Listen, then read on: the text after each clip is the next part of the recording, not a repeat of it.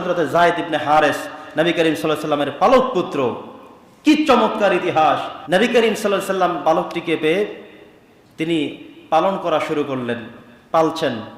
এই যায়েদ রাদিয়াল্লাহু তাআলা আনহুকে যখন নবীজি লালন পালন শুরু করলেন, কিছুদিন পরে যায়েদ মনে করলেন যেহেতু উনি আমার বাবার ভূমিকায় আছেন, উনি যেহেতু আমাকে বাবার মতো করে আদর স্নেহ ভালোবাসা দিয়ে লালন পালন করছেন, তিনি তাকে বাবা ডাকা শুরু করলেন, নবীজিকে আব্বা বালার ডাকা শুরু করলেন। নবীজি নিষেধ করেননি, নবীজি চুপচাপ থেকে সাড়া দিয়ে কাজ করছেন।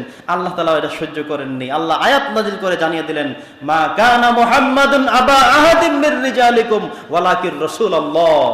হে রাসূল, আপনাকে বাবা ডাকবে, আপনি সেটা সাড়া দিবেন, এটা হতে পারে না। এটা আমি আল্লাহ তাআলা মেনে নিতে পারি না, কারণ আমি আপনাকে কোনো পুরুষদের পিতা হিসেবে পৃথিবীতে রাখতে চাই না। মা কানা মুহাম্মাদুন, আমার মুহাম্মদ নয়, আবা আহাদিম মির রিজালিকুম, কোন পুরুষের বাবা, ওয়ালাকির রাসূলুল্লাহ, তিনি আল্লাহর রাসূল, ওয়া খাতামান নবিয়্যিন, তিনি শেষ নবী। বাস এতটুকু এনাফ, দ্যাটস এনাফ। এতটুকুই। আপনি কেন এই কথা শুনতে গেলেন? নবীজি তাৎক্ষণিক নিষেধ করেন, যায়েদ আজকে থেকে আমাকে এই কথা বলে আর ডাকবে না। সুবহানাল্লাহ পড়েন। হযরত যায়েদ রাদিয়াল্লাহু তাআলা আনহু নবীজির কাছে কিছু সময় অতিবাহিত করলেন, কয়েক বছর গেল। তিনি সিদ্ধান্ত করে ফেললেন নবীজির এই সোহবত ছাড়া তিনি কখনোই আর কোথাও চলে যাবেন না। এত ভালোবাসা পেলেন, তিনি কয়েকদিনের ব্যবধানে সিদ্ধান্ত নিলেন, তিনি তার আপন মা, আপন বাবা, তাদেরকে আর খুঁজতে গেলেন না। তিনি সবার কথা ভুলে গেলেন। তিনি বললেন, এমন এক বাবার কাছে আমি আসছি, এমন এক মহামানুষের কাছে, তার সন্তান সমতুল্য হয়ে আছি, আমার বাবার আর আমার দরকার নেই, আমার মায়ের আমার আর কোনো প্রয়োজন নেই। সুবহানাল্লাহ। কিছুদিন পর হযরতে যায়েদ রাদিয়াল্লাহু তাআলা আনহুর বাবা তথ্য পেলেন, জানতে পেলেন যে মুহাম্মদ সাল্লাল্লাহু আলাইহি ওয়াসাল্লামের বাড়িতে তার ছেলেটা আছে। তিনি সংবাদ শুনে কাঁদতে কাঁদতে আসলেন তার আপন আরেকজন ভাইকে নিয়ে। যায়েদ রাদিয়াল্লাহুর বাবা, চাচা দুজনে মিলে রাসূলের বাড়িতে আসছেন। বলেন, ইয়া রাসূলুল্লাহ, যায়েদ নামে ছেলেটি কি আপনার বাড়িতে আছে? নবীজি বলেন, হ্যাঁ আমার বাড়িতেই তো। বলে, হুজুর আমার ছেলে। কেঁদে দিলেন এবং বললেন, ওর মা কয়েকদিন পর্যন্ত কাঁদতে কাঁদতে চোখগুলো এখন আর চোখে দেখে না, এত পরিমাণে কান্নাকাটি করছেন। ইয়া রাসূলুল্লাহ, আমার ছেলেকে আমাকে ফেরত দিয়ে দিন। নবী করিম সাল্লাল্লাহু আলাইহি ওয়াসাল্লাম শর্ত দিলেন, বললেন, আপনার ছেলে আমার কাছে ছিল, সেজন্য আমি কোনো মুক্তিপণ চাই না, আমি কোনো খরচের কথা উল্লেখ করব না। তবে সে যদি আপনার সাথে যেতে চায় তাহলে আমার কোনো আপত্তি থাকবে না, কোনো আবদার, কোনো দাবি দাওয়া কিচ্ছু থাকবে না, দিয়ে দেব। আর যদি যায়েদ যেতে না চায় তাহলে যায়েদকে আমি জোর করে আমার থেকে আমি বিতরণ করতে পারবো না। যায়েদকে ডাকা হলো, বলল, তোমার কি বাবা? তিনি বলেন, হ্যাঁ আমার বাবা। কলিজার সাথে লাগালেন, কান্নাকাটি করলেন। বাবা বললেন, চলো আমার সাথে বাড়িতে চলো। তিনি বললেন, না আমি বাড়ি যাব না। কেন যাবে না? তোমার মা তোমার জন্য কাঁদে। যে না, আপনি আমার বাবা এবং তিনি আমার মা, তাদের কাছে থেকে যে ভালোবাসা পেয়েছি, সব ভালোবাসার কথা আমি ভুলে গিয়েছি। বিশ্বনবী মুহাম্মদ রাসূলুল্লাহ সাল্লাল্লাহু আলাইহি ওয়াসাল্লাম সোহবতে থেকে তিনি যে ভালোবাসা দিয়েছেন, আমি আপনাদের প্রত্যেকের কথা ভুলে গেছি। আমি এই ভালোবাসা রেখে ওখানে আমি চলে যেতে পারি না, আমি যাব না।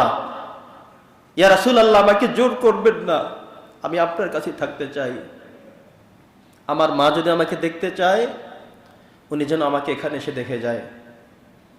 তার বাবা কাঁদতে কাঁদতে বাড়িতে চলে গেলেন, তার মাকে নিয়ে সেখানে দেখিয়ে নিলেন। আশ্চর্যজনক কথা, পৃথিবীতে আর এমন কোনো বিরল ঘটনা আমরা আর শুনিনি যে একজন সন্তান তার আপন বাবা মায়ের কাছে কারণ ছাড়াই ফিরে যেতে অস্বীকার করেছে, আর আমরা শুনিনি। সম্মানিত উপস্থিতি, এই ঘটনাকে সামনে আনলে বোঝা যায় তিনি এক মহামানুষ ছিলেন, মহামানব ছিলেন, বিশাল হৃদয়ের অধিকারী ছিলেন। নিজের সন্তান নয়, সে সন্তানটিকে কি করে লালন পালন করলে সে তার আপন বাবার কথা ভুলে যেতে পারে? গর্ভধারিণী মা দুধ পান করিয়েছেন, সে মায়ের কথা ভুলে যেতে পারে? কি আচরণ তিনি দিয়েছেন, কি হৃদয় নিয়ে তিনি পৃথিবীতে এসেছেন। আল্লাহ তাআলা হয়তো সে কারণে বলেছেন, ওয়া ইন্নাকা লাআলা খুলুকিন আযীম। হে রাসূল, আমি আপনাকে মহান চরিত্রের অধিকারী করেছি। তাফসীরের মধ্যে মুফাসসিররা লিখেছেন, আজিম শব্দটিকে আল্লাহ তাআলা তিনটা জায়গায় শুধু ব্যবহার করেছেন, তিনটা জায়গায়। একটা হলো আরশকে আরশে আজিম বলা হয়েছে, একটা হলো আল্লাহ তাআলা নিজের নামের সাথে আজিম শব্দটা ব্যবহার করেছেন, আরেকটা হলো নবীর চরিত্রের সাথে আজিম শব্দটা ব্যবহার করেছেন। আল্লাহ বলছেন, ইন্নাকা লাআলা খুলুকিন আযীম, আমি আপনার চরিত্রকে মহান করেছি। যারা আরবি বিষয়ে অভিজ্ঞ পণ্ডিত, তারা আজিম শব্দটার তাফসীর করেছেন, ব্যাখ্যা করেছেন যে আজিম দ্বারা এমন এক বিশাল কিছু বোঝায় আজিম শব্দটার মধ্যে এত অর্থ নিহিত আছে। আপনি উপরের জন্য ফাওকা ব্যবহার হয়, আলা ব্যবহার হয়, নিচের জন্য তাহতা ব্যবহার হয়, ইয়ামান ইয়াসার ব্যবহার হয়, আমাম খলফ ব্যবহার হয়, সামনে পিছনে ডানে বামে উপরে নিচে সবগুলো আলাদা আলাদা শব্দ আছে। কিন্তু আজিম শব্দটা এমন, যার কোনো উপরের সীমানা নাই, যার কোনো নিচের সীমানা নয়, ডানের সীমানা বামের সীমানা সামনের পিছনে কোনো সীমানা নাই। এটা হলো আজিম, এমন বিশাল কিছু। সুবহানাল্লাহ। এমন এক মহান চরিত্র দিয়েই আমাদের রাসূলকে আল্লাহ তাআলা পাঠিয়েছেন। নবী করিম সাল্লাল্লাহু আলাইহি সাল্লামকে কাফেররা যত কষ্ট দিয়েছে, কোনো কষ্টে তিনি কোনোবার হাত তুলে আল্লাহর কাছে বদদুয়া করেননি। সর্বশেষ যখন তায়েফের জমিনে গিয়েছিলেন, তায়েফের ইতিহাস আমাদের বারবার কাঁদায়।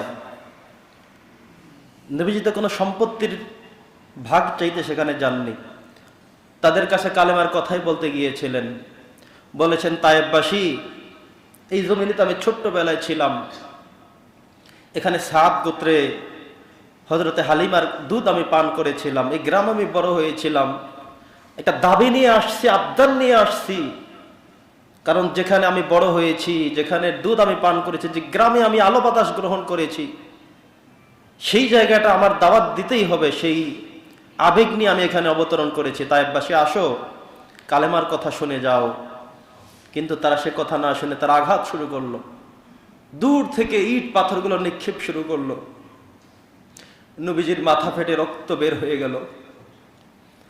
আসমান থেকে হযরতে জিবরাইল আমিন নেমে আসলেন, ইয়া রাসূলুল্লাহ, ইয়া হাবিবাল্লাহ, আসমানের সকল ফেরেশতারা আপনার এই দৃশ্য দেখে কাঁদতে কাঁদতে হয়রান হয়ে গিয়েছে, আমাদেরকে বলুন, আমাকে বলুন কি করতে হবে, একটু শুধু অনুমতি দিন, এই তায়েফবাসীকে আসমানের সাথে উঠিয়ে জমিটা উল্টাইয়া দেই।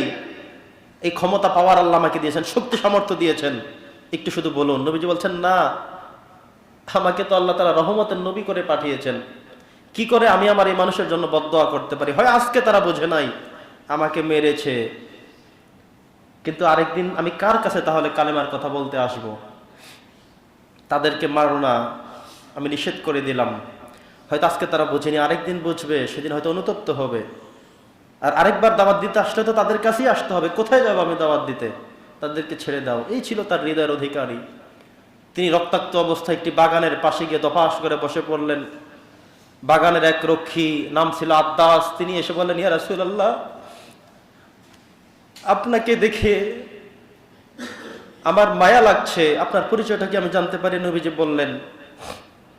নবীজি তার বলার আগে বললেন, তোমার নাম কি আদ্দাস? তিনি বললেন, হ্যাঁ। তোমার বাড়ি কি হযরত ইউনূস আলাইহিস সালামের গ্রামে? তিনি বললেন, হ্যাঁ। লোকটি বললেন, রাসূলুল্লাহ, কিভাবে আপনি বুঝলেন যে তিনি আরেকজন নবী, আমিও একজন নবী? তার অঞ্চলের কিছু ঘ্রাণ তোমার কথা থেকে আমি পাচ্ছি, তোমার থেকে আমি পেয়েছি বিদায় সে আলোকে বললাম। তিনি এক গ্লাস আঙ্গুরের রস নিংড়িয়ে নবীজিকে দিলেন, তিনি পান করলেন, তার জন্য দোয়া করলেন। সম্মানিত উপস্থিতি, নবীজি কারোর জন্য কখনোই বদদোয়া করেনি, নবীজি কোনো মানুষকে কখনো কষ্ট দেয়নি। নবীর জীবন ইতিহাসটুকু এভাবেই পাবেন। আসুন আমরা এই সিরাত মাহফিল থেকে, ধারাবাহিক আলোচনা থেকে আমাদেরও সিদ্ধান্ত নিতে হবে। আমাকে একজন একটু কটু কথা বলল, আমি সেই কথাটা 10 বছর পর আজও ভুললাম না, 16 বছর হয়ে গেল, সেই কথা এখন আমার মনে আছে, সুযোগ পেলেই তাকে বুঝিয়ে দিব। আমি ভুলে যেতে পারি না? এই 16 বছর পর্যন্ত একটা কথা দেখিয়ে দেব, সেটা এখন আমি ভুললাম না, 18 বছর পরে গিয়ে সেই দেখিয়ে দিতে হবে আমাকে। আমরা সেগুলো ভুলে যাই ইসলামের জন্য। কিসের জন্য? ইসলামের জন্য আমরা ভুলে যাই।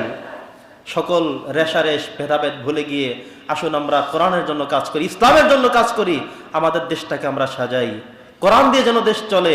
আল্লাহর কাছে সেই তৌফিক কামনা করে আমরা প্রত্যেকেই সংঘবদ্ধ হই। আল্লাহ তাআলা আমাদের সকলকে এই সিরাত থেকে পরিপূর্ণ শিক্ষা অর্জন করার তৌফিক দান করুন। ওয়া মা আলাইনা ইল্লাল বালাগ।